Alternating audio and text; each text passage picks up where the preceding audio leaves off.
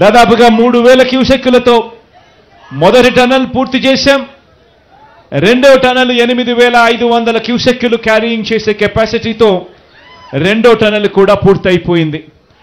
అంటే దాదాపుగా రోజుకు 1 టీఎంసీ నీటిని శ్రీశైలంలో 840 అడుగులు దాటిన వెంటనే రోజుకు 1 టీఎంసీ నీటిని ఈ 2 సొరంగాల ద్వారా నల్లమల్ల సాగర్కు నీళ్లు తీసుకురాగలిగే ఒక గొప్ప పరిస్థితి ఈ రోజుతో పూర్తయిపోయింది అని చెప్పడానికి సంతోషపడతా ఉన్నా.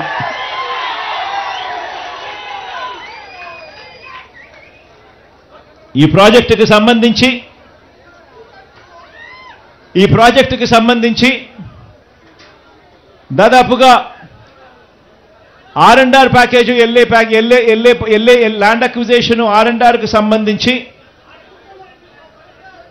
ఈ జూలై ఆగస్టులో నీళ్లు నింపే టయానికల్లా మరో 1200 కోట్ల రూపాయలు కూడా ఖర్చు చేసి దీనికి సంబంధించిన LA&RR కార్యక్రమం కూడా పూర్తి చేసి ఈ జూలై ఆగస్టులో నీళ్లు నింపే కార్యక్రమం చేస్తామని కూడా ఈ సందర్భంగా చెప్పడానికి సంతోషపడతా ఉన్నా. ఎందుకంటే ఈ ప్రాజెక్టులో అత్యంత కీలకమైన సన్నివేశం ఏమిటి అనంటే, అత్యంత కీలకమైన ఘటన ఏమిటి అనంటే ఈ 2 టన్నులు పూర్తి కావడం. ఈ 2 టన్నులు ఇక పూర్తయిపోయాయి కాబట్టి ఇక మిగిలినటివన్నీ కూడా పెద్ద ఏమీ లేవు. ఇక రిజర్వాయర్ కూడా ఎలాగో పూర్తయిపోయింది. ఆ రిజర్వాయర్ లేక నీళ్లు నింపాలి. ఆ నీళ్లు నింపడం కోసం ఒక 1200 కోట్ల రూపాయలు LA&RR కింద ఇస్తే నీళ్లు పుష్కలంగా నింపే కార్యక్రమం జరుగుతుంది. ఈ నీళ్లు పుష్కలంగా నింపే కార్యక్రమం మళ్ళీ మనం అధికారంలోకి వచ్చిన తర్వాత, ప్రమాణ స్వీకారం చేసిన తర్వాత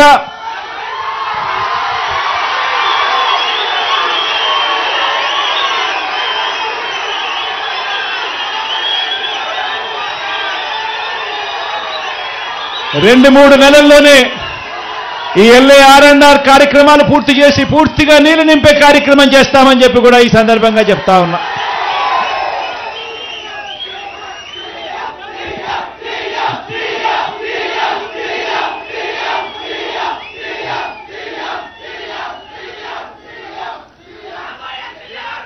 ఈ ప్రాజెక్టు వల్ల ఫ్లోరైడ్ పీడిత ప్రాంతమైన